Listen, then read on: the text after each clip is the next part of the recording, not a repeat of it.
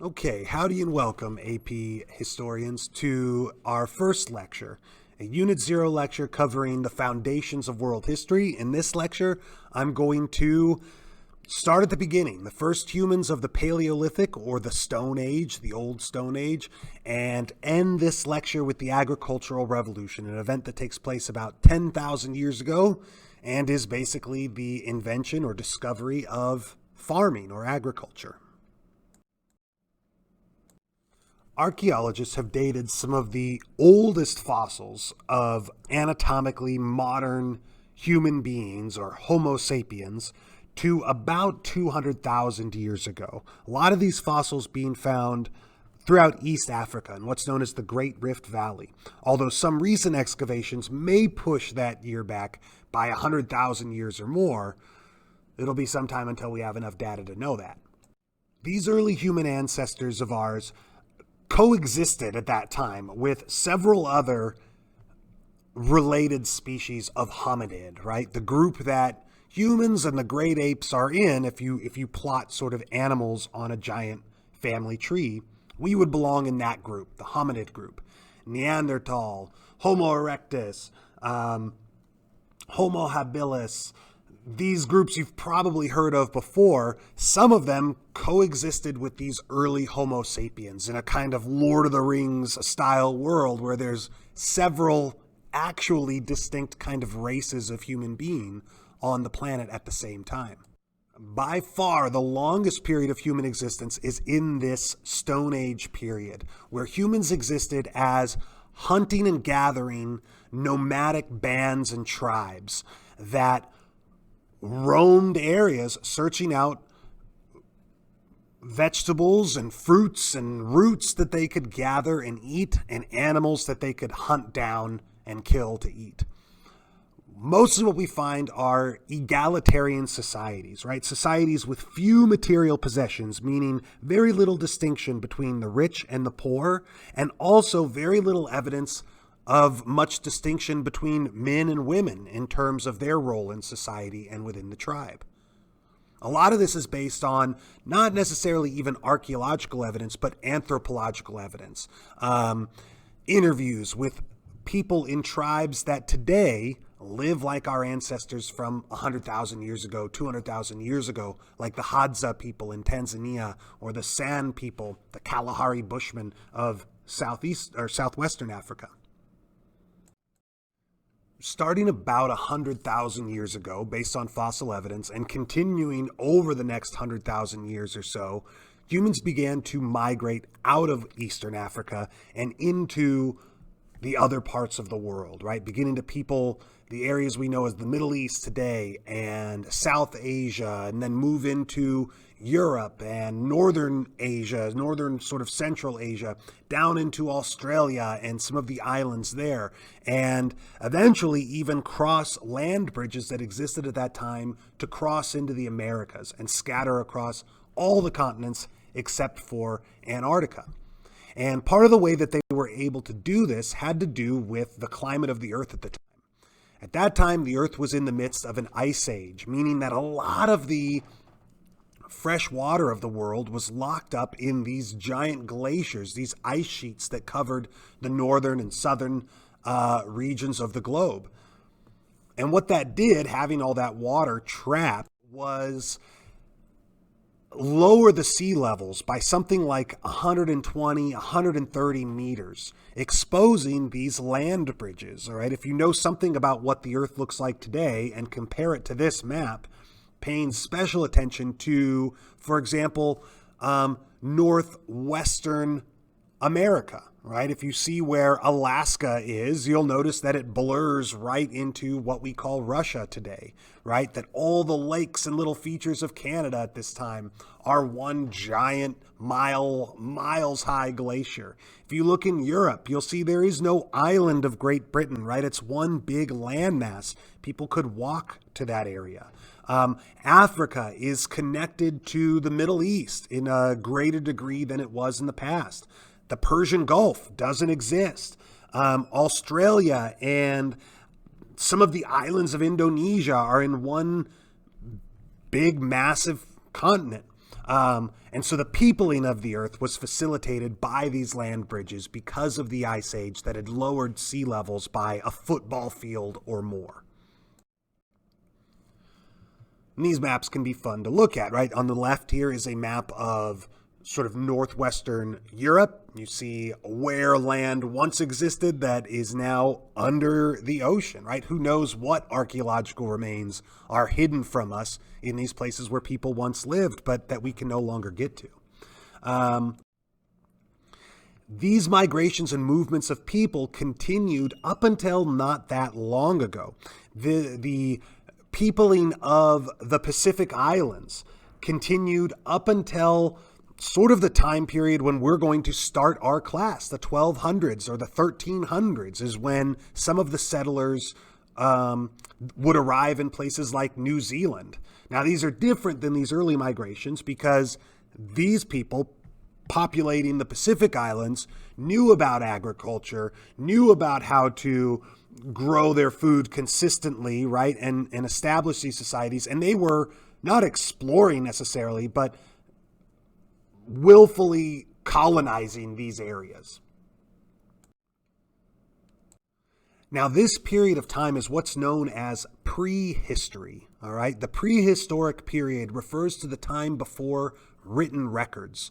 Until people can write down what they've experienced, what they've seen, how they feel an event took place, we don't have anything to go off of except for archaeological records, right? The things and items and waste that we can dig up from the deep layers of the earth to learn about the people from those times, right? These are some of the oldest known pieces of art that we have. They are known as Venus figurines. Some of these figures, the one, for example, in the top right, the Venus of Holy Falls, is maybe as old as 40,000 years ago, right, is when this thing was made.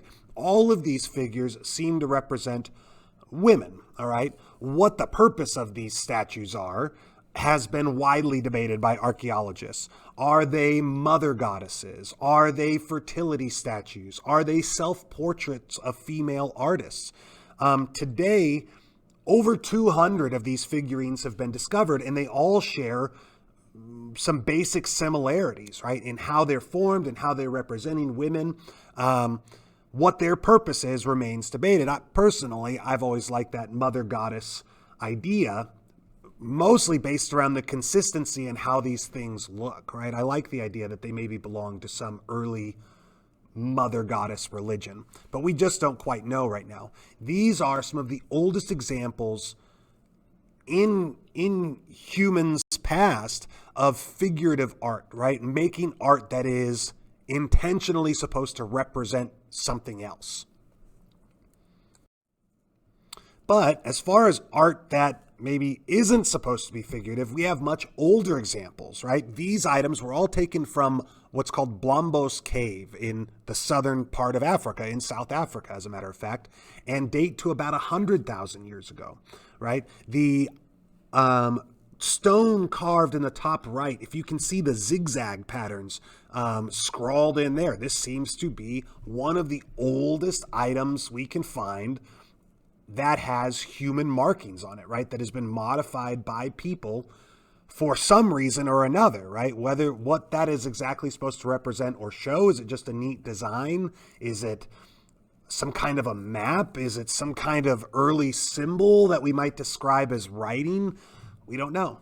The beads that you see, these seashells, have holes drilled in them, as if to show that they were once strung upon a string of some kind and worked into jewelry.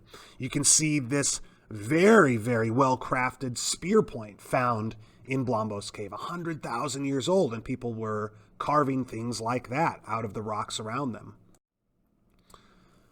But the material culture goes further, right? These people were not maybe as simple as you might have in your head for what we refer to as cavemen, right? These are bone fish hooks that are 25,000 years old or older in the top right. This is a 35,000-year-old flute in the bottom here, found in Europe. And something to keep in mind is that these are just the items we have that were preserved, right? It's very difficult for items like this to be preserved over these vast stretches of time, right? Finding stone carvings is one thing. Finding bone fishhooks and wooden instruments is much more unlikely, as that stuff is eaten up by bacteria, dissolves and decomposes in the ground.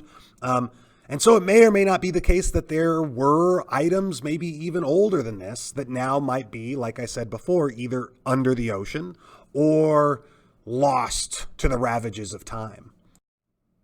Something you might be a little bit more familiar with as far as the material culture of our ancestors goes are the cave paintings of the Stone Age or the Paleolithic Era. These are paintings from Chauvet, France, or caves from around there that date back to 30,000 years ago or more. There's other really awesome sites in France like the Lascaux caves, lots of them in Spain. They've found handprints painted on the walls in Indonesia that go back 40,000 years ago, maybe more. But you can find sites like this scattered all over the world where you definitely start to see much stronger representations of figurative art, right? People starting to artistically represent the world around them. Now, what was the purpose of these works of art, right? Were they religious in nature? Were they educational in nature? Were they simply works of art, just beautiful things to spruce up your home? Were they ways to pass the time? We don't know because we do not have any written records, right? There's nobody we can ask that has the answer. And so went human life for 200,000 years or possibly longer until about 10,000 years ago, or 8,000 BC, or BCE is what you'll see a lot in your textbook. An event known as the Agricultural Revolution begins.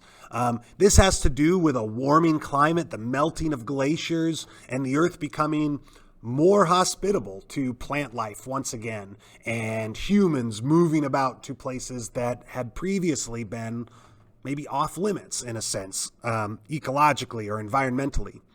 The Agricultural Revolution refers to the time period when humans first began to plant crops and raise and domesticate animals. Domestication is a term that applies both to crops and animals. I'll show you some examples in a moment, but refers to the selective breeding of plants or animals to better serve humans, to make them bigger, for example, right? To have fatter cows and pigs, to have larger apples or kernels of wheat. This is a revolutionary change in humans' lifestyle because no longer did people have to be nomadic or resort to hunting and gathering to acquire food. Now they could settle and stay in one place year-round, not just for a season or so, set up some tents and try to hunt animals in an area. They could stay there all the time. And this way of acquiring food was more efficient. You could get more food with fewer people, and these food surpluses would support larger populations and, like I said, needed fewer people to actually acquire that food, which meant you had more people freed up for other jobs, and we'll dive a little deeper into that here in a moment. It used to be believed that human settlements and monumental architecture were things that came after agriculture. Although some recent discoveries in archaeology, this site in what is today modern Turkey, known as Göbekli Tepe, have begun to rewrite that period of human history. Göbekli Tepe existed, we think, maybe as long ago as 9,000 BCE, which puts it a little older than maybe some of the earliest evidence that we have of agriculture. Now, it's debated on whether or not this was in fact a human settlement or whether it was something more like a temple, some sort of structure used for a particular purpose. But it's thought that this site is older than agriculture, that it was built by hunter-gatherers. There's debate on that. It might be that agriculture is older than we think it is, which is why I include this slide, right? That we are still learning about our past, and without history, it is a slow and difficult process. It literally involves digging up the earth to see what has come before. But there is evidence that maybe human society was more advanced than previously thought in the time before agriculture, or like I said, that agriculture might be older than we think it was. Göbekli Tepe being one piece of evidence for that case. One of the earliest agricultural settlements that has been discovered is Catalhayak, and I'm sure I'm never pronouncing that correctly, but all these images are either artistic representations, like in the top center, of what we think that site looked like if you could put it all back together. And you can see really all these buildings were one massive sort of interconnected structure, right? Your wall shared, your neighbors shared a wall with you, basically, right? And your homes were connected by a rooftop. This was thought to be a site maybe inhabited by 5,000 to 7,000 people, with all kinds of artwork and figurines and material culture being unearthed all the time. This is thought to be, in the bottom left there, maybe one of the first maps known. This may or may not be a representation of the community as a map there, and that may or may not be one of the earliest examples of an erupting volcano that looks similar to a double-peaked mountain nearby this site. Other people have said that's just a leopard skin, maybe, and those are just weird geometric designs beneath it, and not a map. Well, again, we don't know because we don't have any written records or anybody to ask on the matter. But there are sites that look something like what we might describe as a city before some of these large civilizations we're going to talk about that come a little bit later. So to recap, the revolutionary aspect of the agricultural revolution is centered around expanded food production. That more food, this food surplus, meant that growing populations could be supported. And that increased population growth was going to lead to the first real cities in the world, where you had tens of thousands of people living together in permanent settlements, much larger than these early sites like Catalhayak. The expanded production of food was taking place with fewer people participating in that food production than it had to participate in hunting and gathering. Basically, every member of a community was involved in hunting and gathering, and it took about 1,000 calories of energy to harvest about 1,000 calories of food, although hunter-gatherers are generally well-fed and healthy and rarely die of starvation or anything like that, contrary to what we might have thought. But freeing up people from hunting and gathering, from acquiring food, meant that people could specialize in other jobs. And this leads to an explosion of new technologies. Initially, people learning how to smelt and work with metals like copper, and eventually how to create stronger, better alloys like bronze, and further on down the road, iron. It's at this time that inventions like the wheel or better pottery, more precise and realistic looking art, better agricultural tools and irrigation methods are all being experimented with and created. And the creation of these new technologies and new jobs, some of which might be looked at as very highly valued, leads to more and more social stratification, right? Social classes, a greater distinction between rich and poor. So in these early agricultural societies, we see the egalitarian past of our hunter-gatherer ancestors, the equality between everybody in a tribe, disappearing, right? And emerging from that are very, very wealthy, high-status people within a community and very, very poor, low-status people within that same community.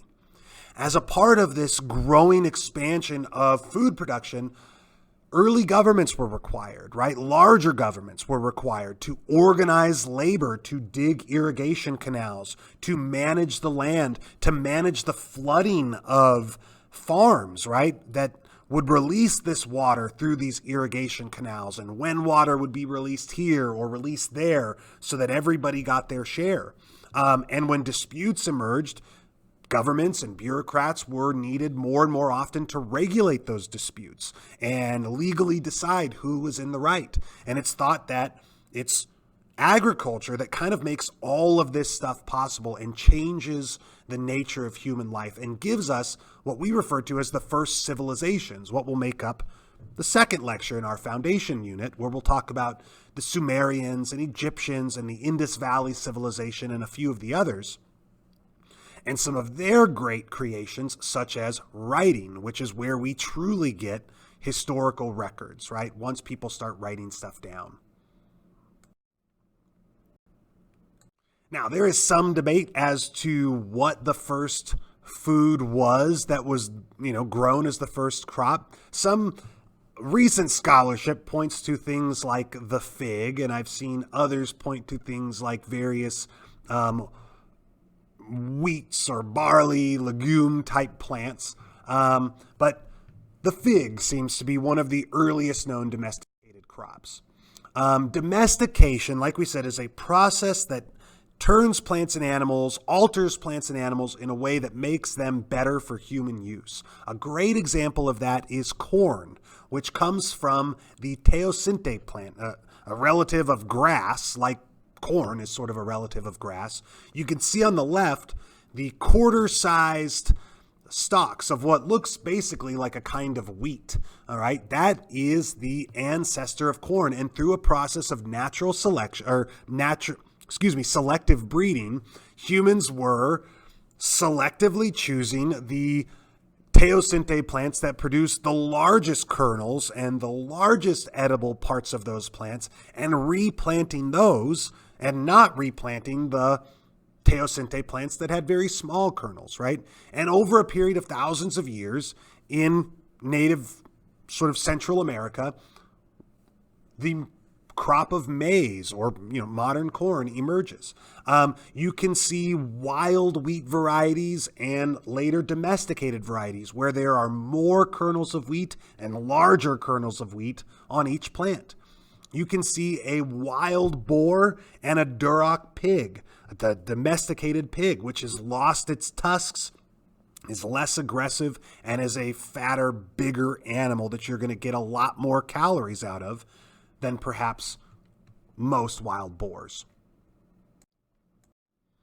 The agricultural revolution is an event that takes place over a couple thousand years, okay? But the idea is that independently, but across a long period of time, lots of peoples around the earth figured out this same discovery, right? That you could get these massive food surpluses and grow food on your own. And that event is called the Agricultural Revolution and changes human history as we knew it and gives us human history as a matter of fact. So there it is, 200,000 years of archaeology squeezed into 20 minutes for our first lecture on our foundations unit.